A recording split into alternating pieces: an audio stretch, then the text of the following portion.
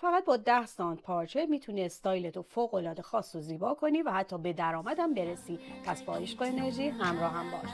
برای این گل از پارچه مخملکش استفاده کردم. به این صورت الگومو طراحی کردم و روی مخمل در آوردم و فندک گرفتم.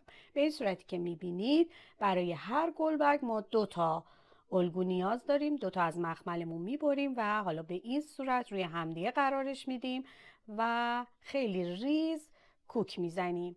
میتونید کوکای رفت و برگشتی بزنید که کاملا محکم بشه و بعد از اینکه کاملا کوک زدید دور تا دورشو حالا به رو برمیگردونید.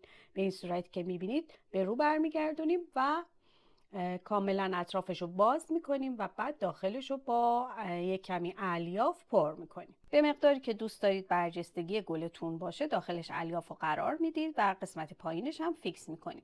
حالا دور تا دورش رو قیتون شیاردار دوخت میزنیم. ببینید به این صورت. حالا قیتون شیاردار روسی من اینجا استفاده کردم. شما میتونید از قیتونای چینی هم استفاده کنید. قیتونای شیاردار تخت هستن و به این صورت خیلی ریز با نخ کاملا همرنگ طوری که اصلا مشخص نباشه دور تا دور گلبرگمون رو قیتون تختمون رو دوخت میزنیم به این صورتی که میبینیم و به این صورت 5 تا گلبرگمون آماده میشه و حالا میریم سراغ مونتاژ. برای مونتاژ بهتر از نمد استفاده کنین. من اینجا از ژپن استفاده کردم. یه دایره به قطر 1.5 تا 2 سانت میکشیم. از متریال مختلف مروارید و کریستال سایز 2، 4 و 6 میتونید استفاده بکنید. از ملیل شکسته و انواع نگین و پولک به سلیقه خودتون و دوخت آجیل دوزی یا همون دانه دوزی رو توی قسمت پایین هر گلبرگ انجام میدم. به این صورت که میبینید دانه دوزیمو با متریال مختلف پایین گلبرگ انجام میدم به این صورت.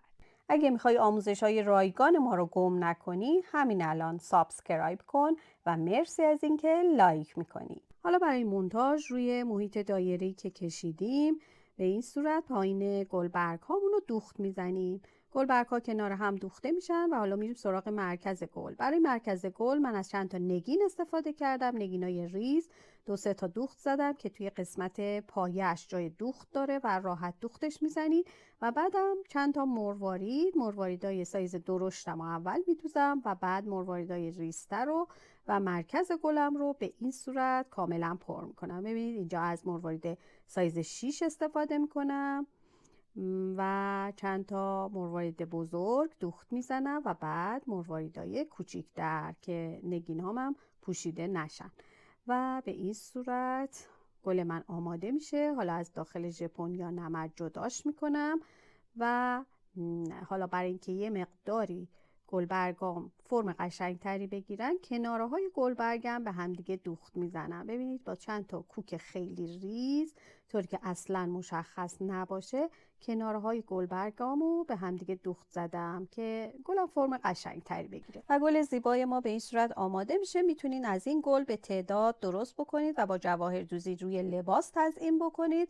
و یا اینکه به این صورت با چند تا پر زیبا تزیینش کنید و به عنوان سنجاق سینه ازش استفاده کنید که فوق العاده زیبا میشه.